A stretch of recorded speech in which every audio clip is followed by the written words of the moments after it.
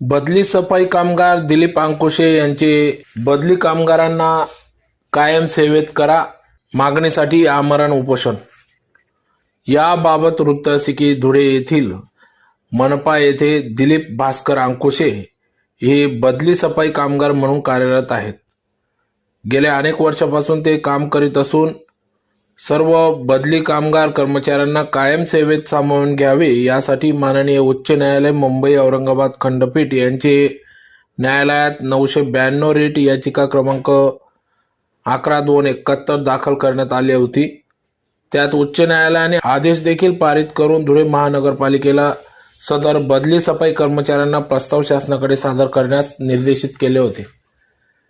त्यानुसार 4/3/2024 रोजी सर्व बदली कामगारांनी कायम सेवेत सामावून घेण्यासाठी माननीय आयुक्त धुळे मनपा यांना